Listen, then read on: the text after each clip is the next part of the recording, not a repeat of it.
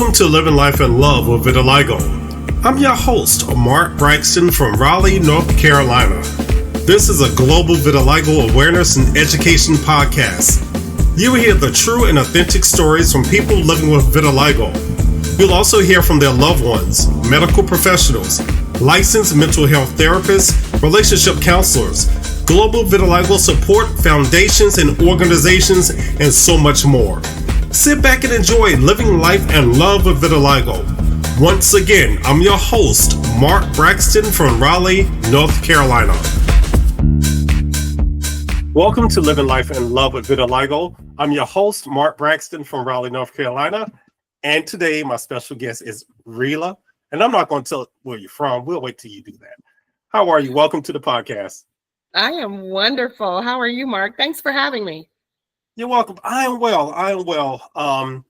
The past couple of days have been a little rough for everybody because of the storms, but we made it through. Still praying for people that are still going through the challenges here in North Carolina, up in particular our mountains.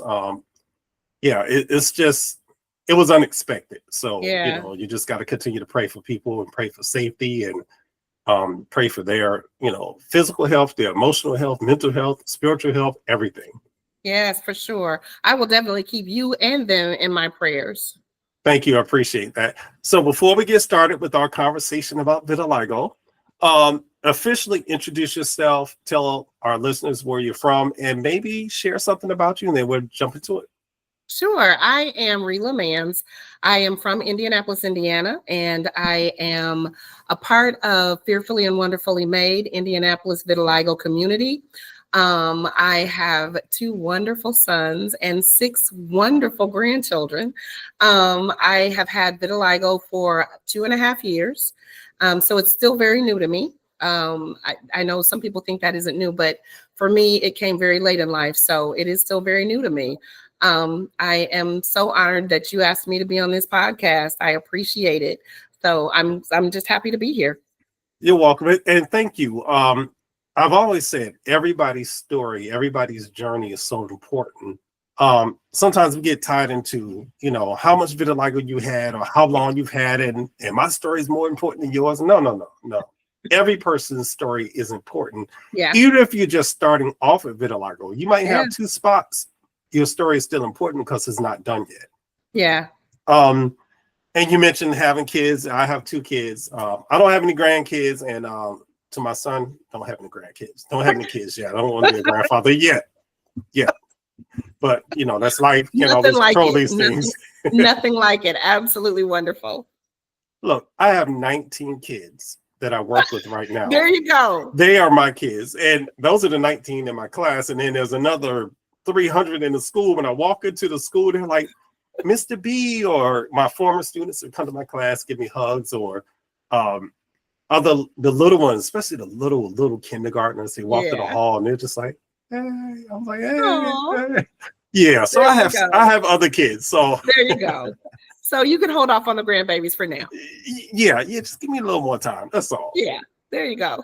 All right. So, for my listeners, look, I'm silly at times. I like to have fun when I'm doing my podcast. I like to smile. I like to laugh. So you're going to hear these stories and just enjoy them. Let's have a little fun with it. However, we're going to talk about vitiligo. And for people that live with vitiligo, sometimes in the beginning, it's not always fun and games. No. Once you learn to accept it, your view on it may change. And for people that are watching, if you don't know, I have vitiligo also. I have it around my mouth, but I have facial hair. You really can't see it. Starting to get more patches on my neck. So I don't know what it's going to do. So let's talk about your vitiligo and when you were first diagnosed. Like, what was that initial experience, that first spot, and maybe how did you feel? Yeah. So 2.5 years ago, it was December of 21. I got a spot right here under my eye. And I really didn't think much about it. I just thought, some discoloration under my eye and didn't think anything about it. But then I got another spot under my left eye and I was like, okay, this is starting to bother me because it was kind of spreading. And then I got a spot under my left arm. And so I called the doctor and a dermatologist, and I decided I'm going to go to the doctor and figure out what it is. But before I could get into the doctor, because it was a month before I could get an appointment into a dermatologist. So my appointment was January 20th. This was like December, the beginning of December when I got my first spot. And so it was over a month or about a month before I could get an appointment.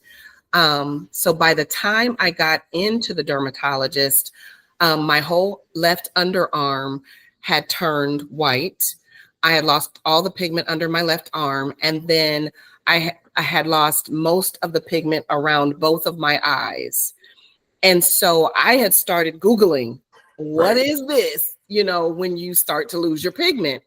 I had heard of vitiligo because of Michael Jackson. Right. So I was familiar with it, but had not met anyone who had it.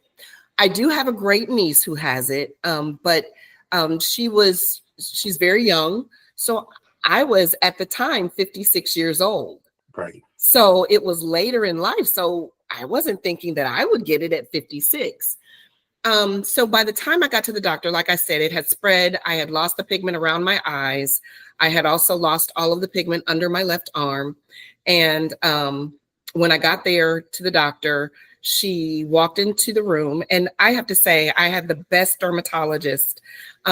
She walked into the room and she looked at me and she said, "Sweetheart, you have what's called vitiligo." Before she ever touched me or examined me or anything else, she looked at me and she said, "Sweetheart, you have vitiligo." And I said, "So what does that mean?"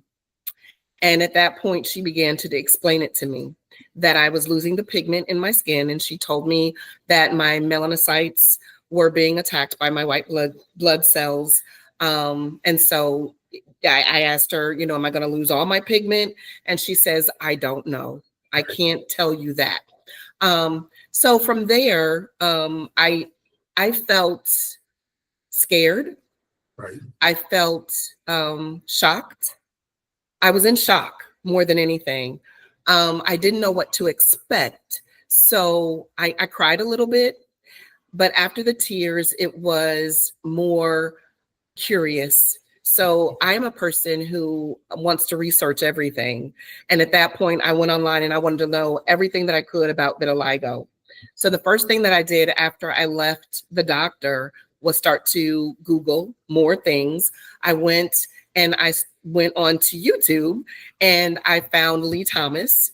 I found his TED Talk and I watched it, and I watched him take his makeup off on his TED Talk. And it was so powerful for me because I saw this man remove his makeup that he was wearing on stage. But I saw someone who had lost most of his pigment at that time. And I thought that could be me one day. So at that time, I was sad. I went into depression. And so I went from shock to curiosity to sadness to depression. But then I went online and I found a support group, Fearfully and Wonderfully Made. And I found a group of people who I was able to relate to and who were able to relate to me. And I was able to talk to about what I was feeling, and they understood. And that helped me to then be able to, I won't say accept my vitiligo, but at least to deal with what I was feeling at that time. Right. And, you know, your story is also real because a lot of us have that same experience. Yeah. Now, here in NC, a few of us did not have a positive experience with our dermatologist. He came in, he looked at us, and he didn't say anything. Yeah. and this was, and it's kind of interesting because when I went to this dermatologist was in like 96. So I don't think we had Google at the time, but I think we had Ask Jeeves. So I really didn't know what to ask Jeeves. You know, it was really coming into the whole internet, so didn't know what to look for, didn't know what to research, Right. didn't know what to call it.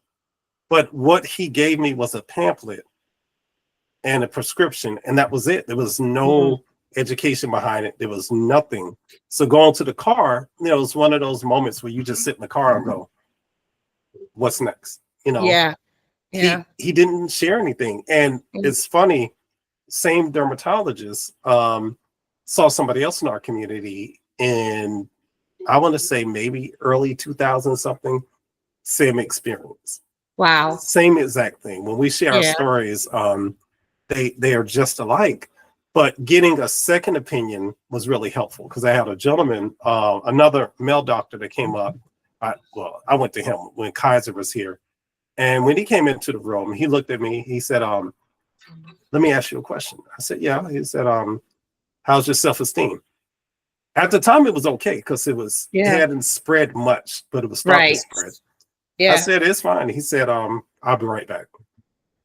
Came back, he gave me some scientific name, and I'm like, oh Lord, what is that? And he said, no, you have vitiligo. He said, you may lose more pigmentation, you may not. He said, I'm not going to prescribe you the cream, because it's only designed to help your face, not your hands and elbows, feet, underarms and all that other stuff.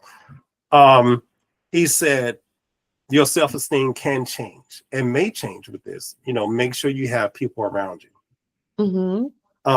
And that's where I guess my story was a little different, because I didn't know anything about support communities from 96 going into 2000 all the way up into 2019. So I'm trying to survive with this condition.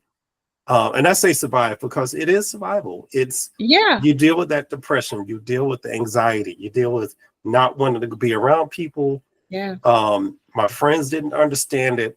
My frat brothers didn't understand it. I did have them on the podcast, and we all kind of shared about things we were going through around that time. When I shared with them about my vitiligo, they had a better understanding why I didn't want to go to a homecoming. I didn't want to be on the yard. I didn't want people to see me. So it's a real story. A lot of us that experience vitiligo, whether it's early on, at an early age, later age, it doesn't matter. We have the same experience, the same stories. But what's good is that we can help each other. Like you said, go into the support community, right? That's the key. I will tell you, for me, I gave you a condensed version of my story, but in between that, all of that, the time before I got the support from my support group, I was by myself, and I would sit in my house, and as soon as I left the dermatologist, I, like you, sat in my car, and I was like, I've looked a certain way my whole life. For 56 years, I looked the same way. And now I look like this, because by the time I got to the doctor, like I said, I had lost all the pigment around my eyes. I had lost the pigment around my, under my arm. And I had started to lose the pigment around my forehead. So I was looking different. And I'm like, this is different for me. When I look in the mirror, I don't see the same person. So I sat in the car and I was thinking, oh my God, what is this going to mean for my life? I was a single woman, at the time. So I'm like, I'm a single person. Am I ever going to attract a mate? There were so many things going through my head sitting in the car outside of my dermatologist's office. And then even after that, I had to seek counseling because, again, there were so many things that led me to depression. And like I said, there's a difference between acceptance and just knowing the fact that you actually have this. I knew that I had it, but I didn't accept it.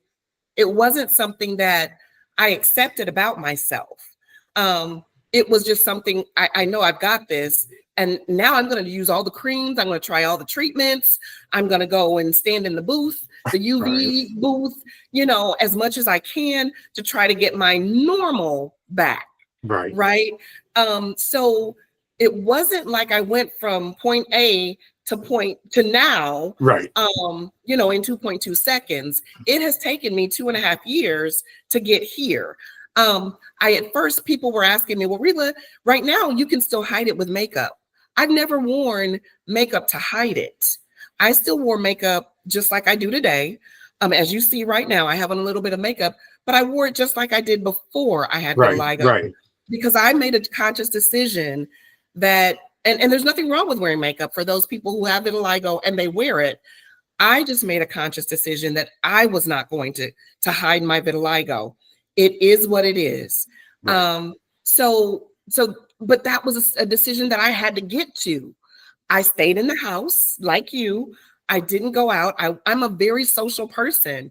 But at that time, when I first got diagnosed, I wasn't social. I wasn't going out. My cousin literally came and dragged me out of my house. She was like, "We are not going to do this.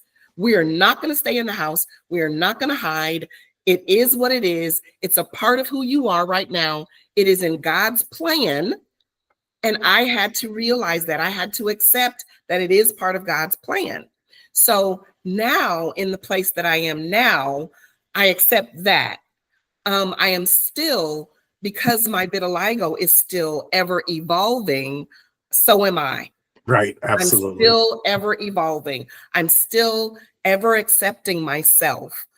Every day when I find a new spot, because I do, every day when I look different in the mirror, I still have to say to myself, I'm still beautiful. I'm still Rela. I'm Right. still the person that I was before I got vitiligo. Um, and people still love me, because Absolutely. that was a thing too. I was like, are people still gonna like me? Because I look different. And for those who don't, that's on them. Absolutely. That's on them. And So that's once again, we go through that a yeah, lot. We go through those changes, we go through the stages, we go through the evolution, as you call it. yeah, And that evolution is sometimes it's emotional warfare, because I'm good one day, the next day I'm not.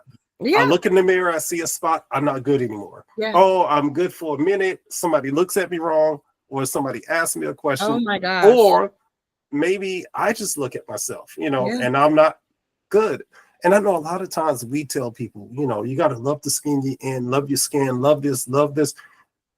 And I had to really take a step back and say to myself, I love who I am as a person. yeah, I don't have to love having vitiligo, because it's not something I prayed for. It's not something I asked for, but nope, I've learned to accept, okay, yeah, this is what I'm living with.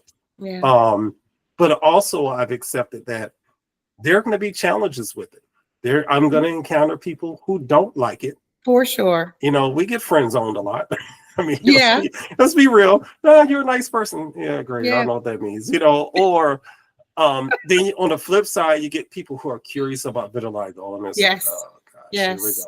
go. Here we go. Or they feel sympathy for you. Oh, you have this condition. I feel so sorry for you. Don't feel Yeah, sorry for us. We're yeah, people. yeah, But we deal with all that, and then sometimes, yes, we do question, is somebody going to love me for me? You yeah, know, yes, I know I look different. yeah. When I walk, no matter where we go, we're always going to be the one to stand out because Yep. we look different. And some people react to you differently. Just Hmm. be honest. Some people, no problem, they're cool. And Yeah, there's always going to be one or two people you encounter that are going to treat you differently. yeah, And you have to decide, how do I react to this person? Do I allow them to steal my joy for that moment? Do I ignore them because I may never see that person again? yeah, Or do you allow that to play over and over in your head? Because yeah. we do that. And sometimes you can't stop it from playing over and over in your head. I was in Africa in August last month. Well, yeah, it's still September. In August, I was in Africa, and I was afraid, first of all, to go to Africa because I didn't know how I would be accepted there, Right. honestly. But once I got there, I was like, oh, okay, we're good. But we went to a market, and as we were walking through the market, I felt all eyes on me. And it was so overwhelming because there were so many people there, first of all. But it was so overwhelming to me that I said to one of the ladies that I was with, I'm ready to go. I need to get out of here. Right. And she was like, are you, why? And I told her why. And she says she was walking in front of me, so she didn't see it. When Right. when she got behind me, she was like, Rela, I see exactly what you mean, because she could see the people looking at me. And so she said, if you're ready to go, I'll leave with you. And I said, you know what? I'm not doing it. I'm going to enjoy this experience. So I stayed and I enjoyed the experience, but it was very, very overwhelming. But sometimes you cannot you can't get out of your own head. Right. Right. You just can't. It bothers you, and you just can't stop thinking about it. But we have to, as people with vitiligo, or with any type of difference, you have to start to speak to yourself positively and just say, I'm not going to let this bother me today. Right. You just have to make up in your mind, I'm not going to let it bother me today. Hey. So every day I have to wake up and say that to myself. Today's Right. going to be a good day. Today is a good day for a good day. Absolutely. And you know, it is one of the things. Yes, people are going to stare. Yeah. In particular, I'm going to be honest, if it's on your face, people are really going to stare because Yes. they're trying to figure out what happened, what's wrong, why do they look like that? All these things they may be thinking, but we know what that looks like. Yeah. You know, although I don't have a lot around my face, but if I do cut my facial hair, then you can see it around my mouth. Yeah. Every now and then I will cut it down just to see how much spread I have, because I can hide it right now. But it is a real thing when you go to places and they're not used to seeing somebody with vitiligo. A person's reaction can make you feel overwhelmed and make you want to leave. Yeah. But I'm glad you made the decision to say, no, I'm going to enjoy my life. I'm going to enjoy this moment. Yeah, I am. And I've made that conscious decision more than once. Right. I've had to, like I said, I have to wake up every day and make that decision in my life now. And the thing is, for me, it literally started on my face. I didn't get the luxury, and I'll call it a luxury, of it starting on my hands. Right. Or, it started on my face. So I didn't have a choice. It started, like I said, I got the first spot here, then the next spot here, and then my forehead left. And then it went to my mouth, my ears, and then my neck. So I didn't get an opportunity to move softly into my vitiligo journey. Right. It started on my face. So I just had to jump in. So for me, it's been a push into vitiligo. It wasn't an easy walk. So that's, again, another reason why it was so difficult for me at the beginning, where I wanted to just stay in the house. I didn't want to be social. Right. I didn't want to go out. I didn't want to do any of the things that I used to do because it was on my face. But again, I started counseling, and my counselor told me one day, she said, Rela, you have to challenge yourself. And the challenge was that June, so that was 22. June of 22 was Vitiligo Awareness Month. Mm-hmm. And she said, so going into Vitiligo Awareness Month, what are you going to do to challenge yourself? And I said I was going to post a picture of myself or a vitiligo fact every single day for the full month of June. And that's exactly what I did. And I did this for two reasons, Mark. I said I was going to do it to make people aware of vitiligo, but then I was also going to do it to make it a softer entry when I go back to church. Right. When I go out of my house, people will have already seen my face. So maybe they won't be so shocked when they see me. And that's what I did. I posted a picture every single day of myself or a fact about vitiligo every day during that month of June. And so when I went back to church, I was shocked and surprised that people were like, oh my God, you're so pretty. And, it looks good on you and you wear it well and all of the things. But I will tell you that also, not only did it affect my face, as you see, I have gray hair. Mm-hmm. Before I got vitiligo, I had a big red afro. Oh, So wow. I wore natural hair. I had naturally curly hair, and it was big and it was voluptuous and it was beautiful to me. Um, and I lost all the pigment to my hair. I'm losing the pigment to my hair, as Right. you see. So that was a whole new journey. I felt I looked old and all of these things. So it has really been a journey for me. But now it's like I have to embrace who I am now. Right. Right. I'm still the same person. I just look a little bit different. Right. And we do evolve. Yeah. With I feel like as we start to have more experiences, like you said, your hair is changing. You Yes. have to figure out, I'm still me, but Yeah. things are going to be different. Yeah. And I was doing a little bit of research several months ago about vitiligo and melanocytes. And there's a couple of articles I came across talking about um, there's some research being done about areas that have melanin being attacked by vitiligo, which could be your eyes. Hmm. There's a bone in our ear. Yeah. Of course, our hair, and it's different for every person. I think about Justin that's in our community. It just Yeah. attacked one side of his face. Yes.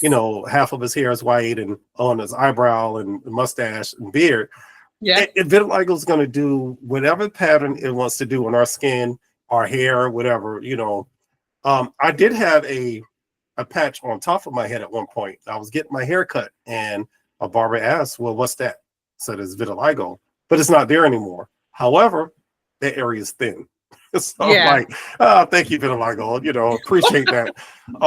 But now I could just say it's because of being older. It's starting to Yeah. thin for that. But all these things can happen, and it's just that there's still not enough information about vitiligo. Yeah. Um, we're still learning. I feel like we're still in the infancy stage, although we feel like it's been a long time. But with technology, we're learning more.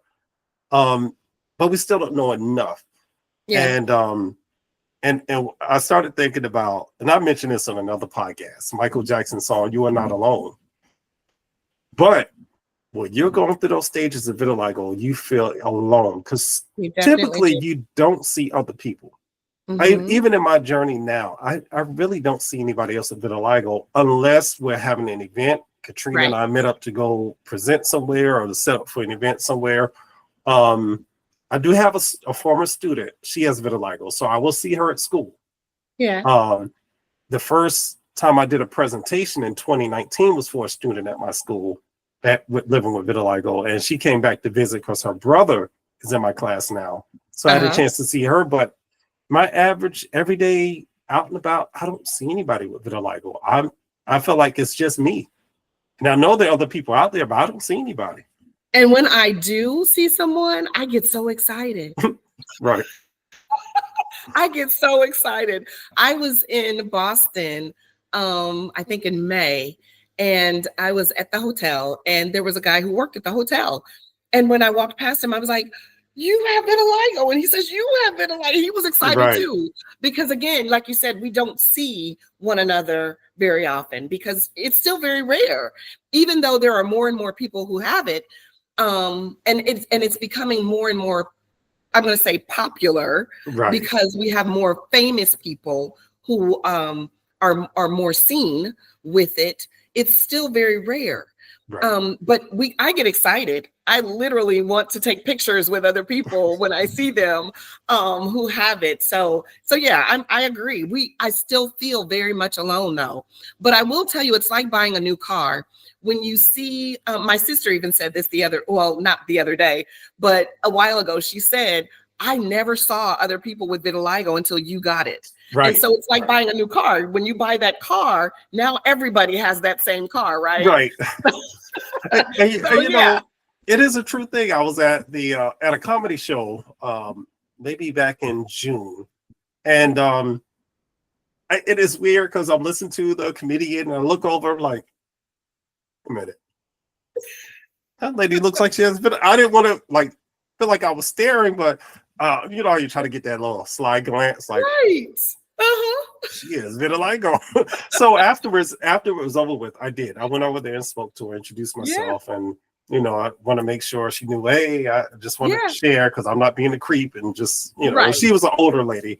And I just wanted to speak, and she seemed so excited to see somebody else with vitiligo. Yes. And I get it, Yeah. because you feel like it's just you, You do feel like you're alone. Yeah. And that's why I get excited. Like you said, I want another person to feel like there's someone else out there. Right. Yeah. Yeah. So I do get excited And there are people out there.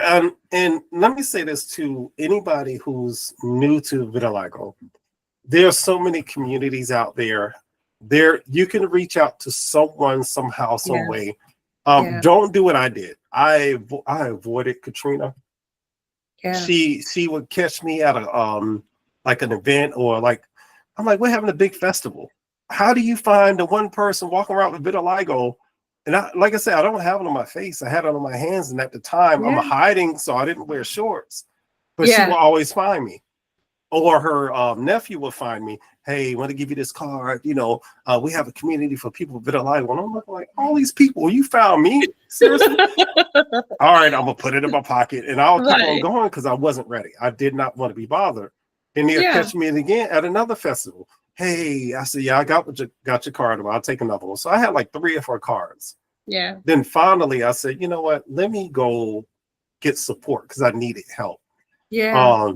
That's something we have to recognize when we need help. We don't often do that. I think that's important, though, is that we have to recognize when we need help. But we, as people who are in the community now, who have accepted or who have embraced our vitiligo, we also have to understand that everybody's not ready. Absolutely. Everybody's not ready for that help. And so we have to be very sensitive and acknowledge that everybody's not ready, and allow people to come to us when they are ready. So I am very careful about approaching people. I will say, I will approach people when I'm out and I see someone else who has it. But if they're not ready to come to the conference, or if they're not ready to come to a support group meeting, then that's okay. That's okay. But I still want you to know that I'm here. Absolutely. That's the key. Yeah. And you have to be able to read the room too, because you do. I think last year, it might have been last summer, I was at a restaurant eating, and I saw this gentleman with vitiligo. He looked at me, I looked at him. It was just kind of that, that was it. Right. But I didn't want to go and approach, because I realized he's out eating. Let him have his time, enjoy it. Yeah. And as he walked out, he gave me that, I see you, but I don't really want to talk, and I get that, because I was that guy too. I might see you, but I don't want to talk about it. Yeah. Yeah. I'm trying to be normal as possible. Exactly. When I don't look normal as possible, Yeah. And I don't always want to talk about my vitiligo. Sometimes I do want to talk about it, because I'd rather talk about it than you just stare at me. Right. But then too, there are times where I just want to have dinner. Right. Right. I just want to have dinner, So, like you said, read the room. Right. Absolutely. And not just us, but sometimes other people don't know how to approach us. Yeah. I had a nurse say to me, I was at an outdoor market, and she said, I'm so sorry that you're suffering with vitiligo. And I said, I understand, but I'm not suffering. I'm not suffering. I said, I may struggle sometimes. I said, if I'm suffering from anything, it could be depression, it could be anxiety, it could be those things, but vitiligo doesn't make me suffer. Yeah. It's the things that come with it. I said, vitiligo doesn't hurt. I said, it just changes the way I see myself, and it changes the way the world sees me. Yeah. And then the other things that I have not dealt with are going to create that anxiety, the depression, and everything else that I may suffer with, And she said, well, let me change my words. I said, there you go. Yeah. And I understand. And for people that don't know about vitiligo, a big part of it is that depression, that anxiety, no longer having your self-worth or self-identity, the low self-esteem. Those things can really create other problems if you don't deal with it, if you don't get the support you need or the help you need. Yeah. Which can also lead to other issues, other health issues, because our bodies are wired that way. When you are constantly in your mind and in your heart and your emotions, your body can shut down. And it's not just vitiligo you're dealing with now. You could be dealing with something else. Yeah, for sure. Anxiety and stress, those are first of all, can make your vitiligo spread. Yes, it can. Which can make you more depressed and more Yep. anxious. So there you go. It's like it's cyclical. Right. And so you have to be very careful with being stressed out with vitiligo. But, anxiety, stress can kill you. Right. It can kill you. Yep. So we have to be very careful and mindful of the other things, like you said, that come with vitiligo. Vitiligo won't kill you. Right. And that's the thing that's what I had to tell myself when I first got diagnosed. I know people who have been diagnosed with cancer, who have been diagnosed with, other fatal diseases. And when I got diagnosed with vitiligo, I had to tell myself, Relia, this is something that just alters the way you look. Right. This is not something that's going to kill you. This is something, that you can deal with. So you can live with, not something that you're going to die from. Right. And so I had to really put things into perspective.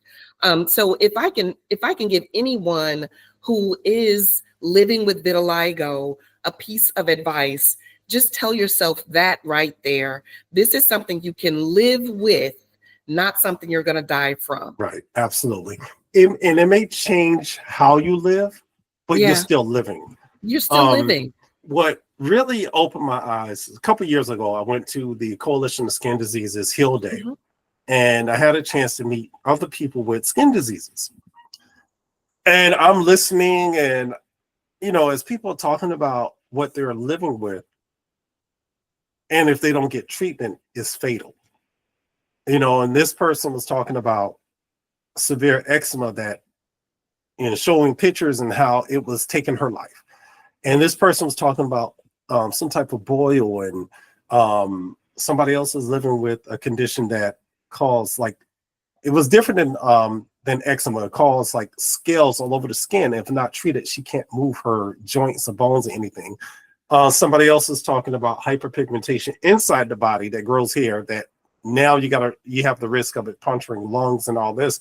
And I started sitting there going, oh, I just have vitiligo. It's I'm good. Not gonna kill me. Yeah, it really changed the way I saw vitiligo, because I'm like, I'm not gonna die from this. Yeah. I said, and I will tell you, Mark, honestly, in some ways, my vitiligo has been a blessing. And you're probably, some people are probably asking me why or how has losing your pigment been a blessing to you? And I'll tell you that I have met some of the most amazing people, yourself included. Thank you. I appreciate that. The most amazing people that I would never have met had I not gotten vitiligo. I have had some of the most amazing opportunities. We had the GVF, the conference here in Indianapolis this year, and I had the opportunity of helping to plan that and execute that. Never would I have had that opportunity. Absolutely. I had the opportunity to go to my first conference in Atlanta last year. Never would I have had that opportunity had I not developed vitiligo. I will say that, everyone, I've always heard my whole life, God works in mysterious ways. And he has given me purpose in my vitiligo. So I wouldn't trade my path for anything. If this is what God has for me, then this is what God has for me. Did I choose this? No. Did I want this? No. But it is what it is. It has enhanced my life in a way that I never would have thought it had. It has made me look at life differently, because before, I might have looked in the mirror and been like, oh, I'm really cute. I might have thought that. Now I look in the mirror and yes, I still think I'm cute. Don't get me wrong. Right. Okay. But that is not the primary thing that I see when I look in the mirror. Right. I see a person who is good. I see a person who is kind. I see a person who adds value. I don't just see a person who is pretty, right? I see more than that. I look past that. So it has made me look at myself in a different way than I did before. It's made me look at my value more than I did before. Right. So vitiligo has affected my life both positively and negatively, I will say. Right. So it's been both a blessing and a curse, I will say, you know? Excuse me. I made that comment one day. I was with my mother. I made the same comment. Yeah. And but I got fussed out. Uh-oh. Because I told her, I said, my hands, it's like a blessing and a curse because I can write poetry, I can draw, I can paint, I can make beautiful things, but look at my hands. And she said, don't say that again. She said, it's not a curse. You know, Yeah. it makes you different. Yes, it makes you stand out. Yes, but it's about who you are on the inside. And, you know, something you said is very important. With our community, it has put us in a place to meet people from all around the world. Everywhere. I think about how small my world was before I got involved with the vitiligo community. I've been able to talk to people in South Africa. Somebody was on the podcast from South Africa, Brazil, Canada. I met Park from the conference from South Korea. Yeah, which was interesting because I thought somebody called my name. They would say, "Hey, Park," and I thought they said Mark. And I turned around. I say, "You say Mark?" He said, "No, I'm Park." And I just introduced, "Hey, Park, I'm Mark." You know, yes, people, I'm corny like that, but that's just me. But meeting people from different islands and Puerto Rico and everywhere else, that I would never have met had I not been a part of this community. Exactly, and it's allowed me to have connections with the dermatologists and doctors, and to be in I guess to be in a family that I didn't know I needed. Yep, I agree. I completely agree. And you're right. I have sisters with like Fearfully and Wonderfully Made. Like I said, my vitiligo support group here in Indianapolis. But outside of that, you know, all of the other support groups that are out there, they are all of my family as well. Right. You know, and so it's I can call on any of them. I promise you, if I'm having a bad day, I could call on any one of them and they understand. They know, they've been there, and they can talk me through any situation. I tell you, I was in a store one day and I was walking through the store, minding my own business. And this little boy, he couldn't have been more than about 6 years old. He was on the floor. He was playing with the clothes that were on the racks. And he was, you know, playing in the clothes, I should say. And he saw me walk past and he said, "What happened to your face?" And he said it in his outside voice. Right. And when he said it, I just about died. You know, I wanted to run and hide. But I looked at him and I said, "Sweetheart, nothing happened to my face. I have what's called vitiligo." And his mother ran over mortified, grabbed him up and was like, "Apologize." You know, she was apologizing to me. "I'm so sorry." And I was like, "It's okay. He's a kid, you know." And I took it as a teaching moment to tell him about vitiligo. But not only that, his mother, I also kind of taught her about vitiligo. Still, after that teaching moment, I ran to the door, okay? Trying to get out of that store as quickly as I could. Right. When I did, I got to my car, I got in the car and I sat there for a moment. And then I picked up the phone and called Denise Blanks. When I did, she then dialed like 6 other people. And we had a whole conference call right there in the car. And I tell you, after about 10 minutes of talking to these ladies on the phone, I was good. I had, you know, we cried, we laughed, we talked. Excuse me. So the people that I've met in this community, I wouldn't trade for anything, not for anything in the world. I have the best friends, the best sisters that I could ever ask for. So when I tell you that getting vitiligo was a blessing to me in that way, I wouldn't trade it. I really would not. Good, because I was going to ask you about that. You know, if you could change anything about vitiligo, would you? And I'm glad to hear that, because I you know, people ask me if there was a cure, not a treatment, but a cure at this point, would I take it? I doubt it. I would support it. And I would offer it, I would say, you know, to somebody who really wants it. But at this stage in my life, I'm okay. You know, am I still losing pigmentation? Yes. Every day I can see more spots popping up, and they're tiny. So I have like the confetti Yeah. all over. Some Yeah. emerging. Um, if I show the outside of my arm, I look good. I'm good. Inside, I'm starting to see spots all over. It's just Yeah. how my vitiligo works. But Yeah. um, it allows me to use it in school. Like when we're Hmm. talking about, we have a unit on the skin and a skeletal system and all the systems of the body. I tell the kids, I say, guys, you have a walking science experiment right here in your classroom. So Yeah. I said, let's talk about vitiligo. Let's talk about my skin and what the body would do to itself and the immune system and all that. I said, I can tell you about all of it, because I'm living it. Yeah. And, and I still have those moments where kids ask questions and I'm like, Sure. ooh, let me figure out how do I answer that one. Yeah. Or they still make comments. Remember years ago at a camp, a little girl, she just came up to me. She said, you look like a cow. Talking about my hands and stuff. I said, oh, thank you. She said, I'm going to eat you. Oh, okay. No, you can't eat a person.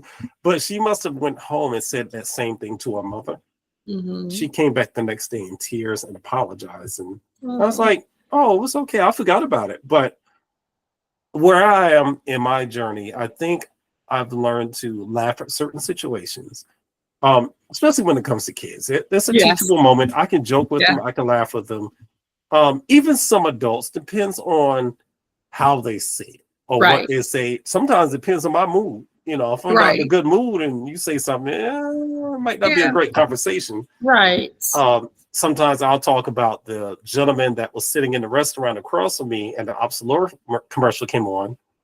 And he looked at I could feel him looking. I'm eating and I was like, look at him. And I was like, yeah. And I Yeah. didn't really have to say anything. He just pointed and showed him my hand and Yeah. he kind of did a little like, oh, I'm embarrassed. I even looked at him. Um, Yeah. and I'm like, no, I'm just gonna eat. Like I see the commercial. Yeah. I know, Yeah. and I know people are gonna be curious and somebody might ask questions, somebody might not ask questions, but if it comes up, I'm ready to answer them. Yeah.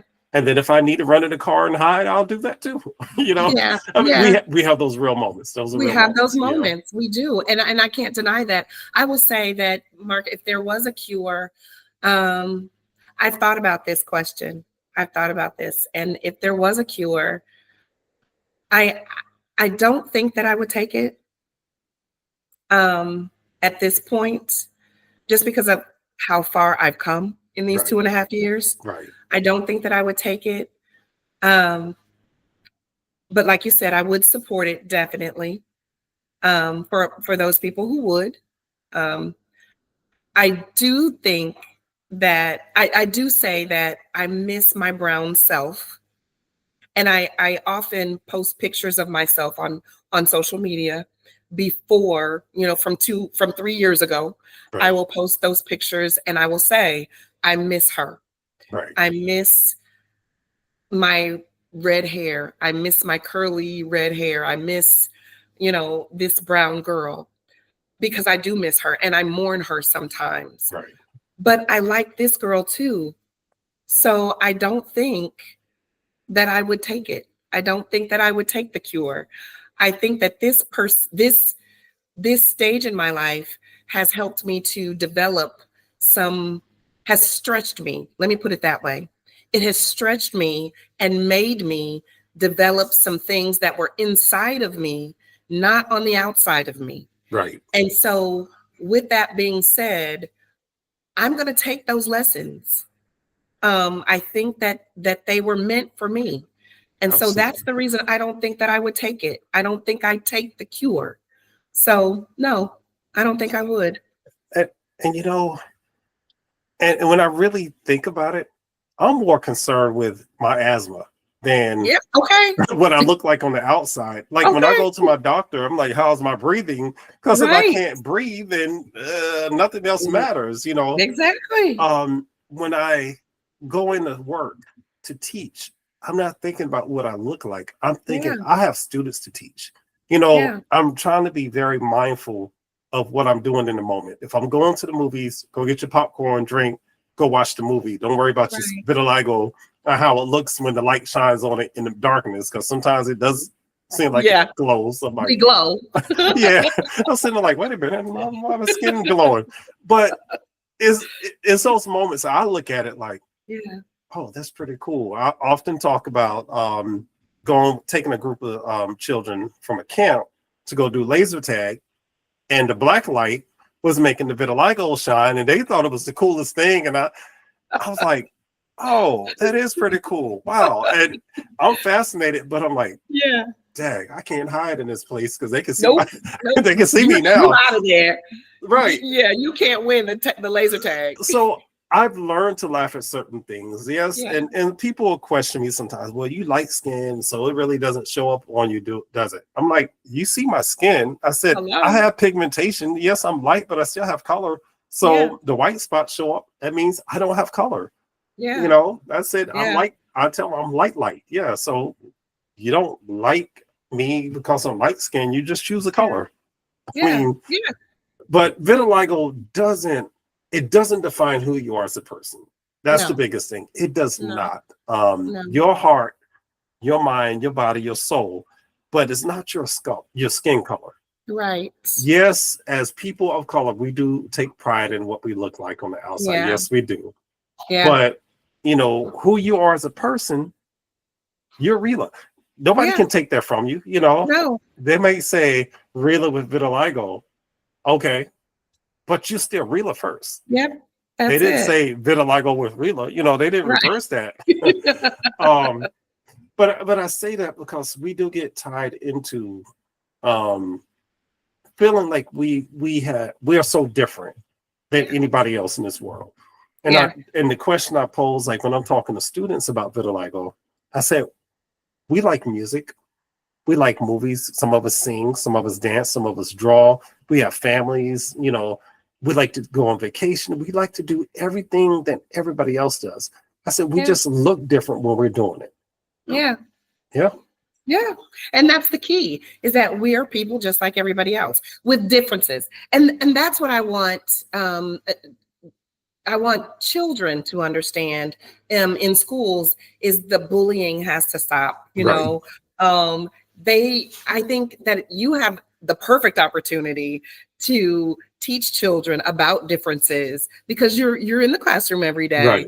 But even me at church, like, you know, when kids see me, today I was sitting in church, little girl sitting right next to me on the pew. She's sitting down a little bit on the pew and she keeps staring at me because she doesn't know what this is, but she keeps staring at me, and I'm looking at her and she's looking at me, and she reached out and she touched my hand, and I'm touching her hand. Sweetheart, I'm still a person, you know, my hand doesn't feel any different. So, you know, I want kids to accept differences. We're all different anyway. Even if I still had my pigment, I'm still different than you. So the pigment it's just a difference. It's just another difference. And that's the thing. We're all different in this world, and we just need to be more accepting of each other. Absolutely. That's the thing I want people to take away from this is we're all different. No matter if we have our pigment or not, we're still different. Yeah, absolutely. And look, and for people who may want to know this is a story. I always have stories. Vitiligo skin does get ashy too. You have to put lotion on it, and I say that because I had a coworker one day. We were outside and waiting for the buses to come in. This is about 5 years ago, and she looked at me. And I'm like, why does she keep looking at me? She put some lotion in her hand, did her hands first, and then she said, "You want some lotion?" You got look. That is not ash. I said, that's vitiligo. It's not going anywhere. I don't care how much lotion I'm going to put on it, but I'll take some anyway. But it's not ash. It's vitiligo. But when people don't know, they're going to assume certain things. But then the question came up: does vitiligo skin get ashy? It's skin, yes. It gets ashy. It's still dry. Skin. It's just no color in that skin. That's all. It's still skin. It get flaky and you just have white flakes. That's all.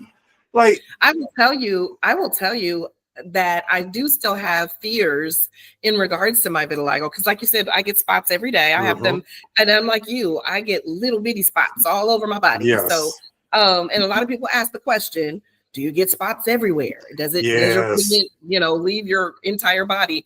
And so, yeah, our spots, I get spots everywhere, but I'm starting to get little bitty spots all over the place. I have some bigger spots, but I'm starting to get little spots everywhere. But my fear is because I started on my face, I'm afraid right now I still have the majority of the color on the middle of my face, right? So when people look at me, they still know I'm an African American woman, right? When I lose, or if I lose, because we don't know what vitiligo is going to do, but if I lose the pigment in the middle of my face, that's the identity, like you were talking about earlier. People might look at me and think, because I'll have, this silver hair and then this white skin, people might look at me and think that I'm a white woman. And no offense against white women, but I'm a Black woman, and that's my identity. And I'm afraid of losing that to some degree, just by sight. Because when I open my mouth, they're like, "Oh yeah, know I'm a sister," right? And you still have your ethnic features too. So yeah, but I do get that some people, when they see skin color, they only see the color. They don't realize the features of a person. Exactly. And so that is one of the fears that I have. I don't know if that will happen for me. I don't know if that will happen to me. I still have all the pigment on my hands. A lot of people, that's where their vitiligo started. Exactly.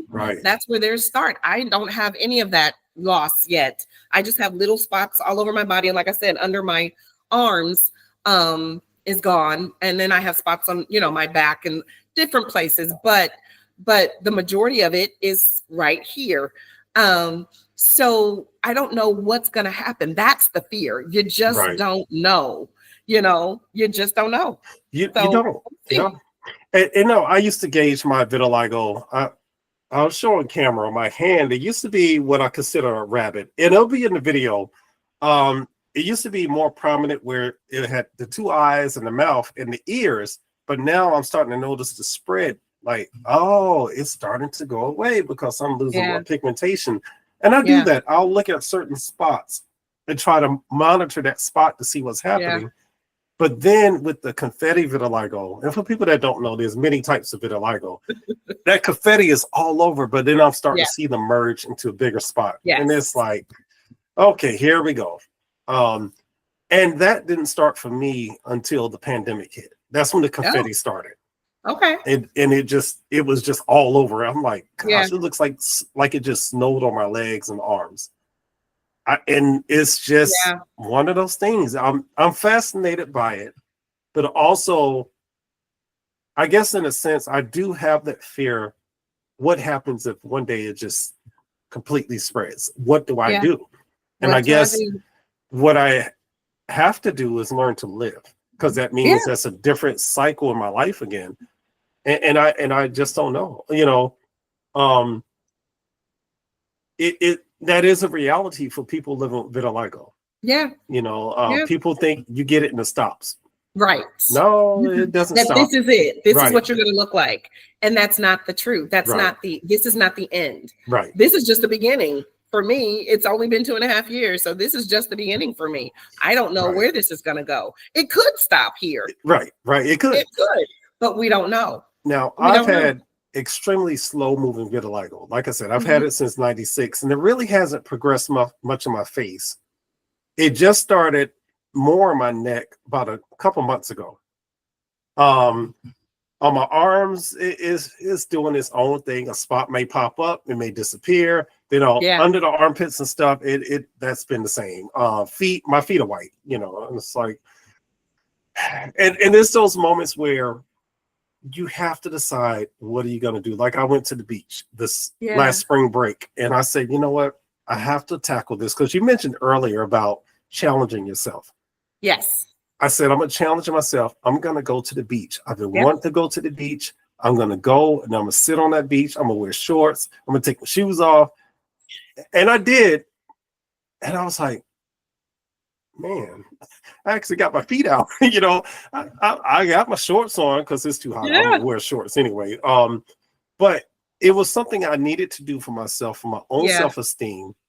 But then I just didn't like the sand everywhere, of course. But it was interesting comparing the vitiligo feet in the sand, and I said, you know what, maybe I'm weird, but I But just you know what, Mark? This is the thing I had to realize.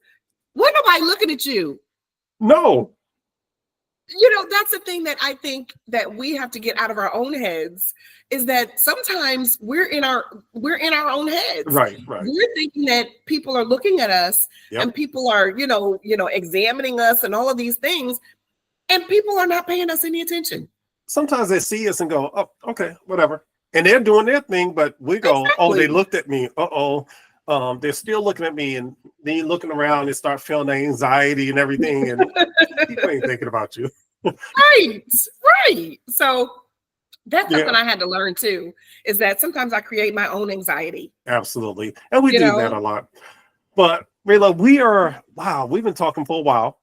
And that's what we do. We just start talking. But I told you I want to keep this at about an hour. Just respect your time and my time and the listeners' time.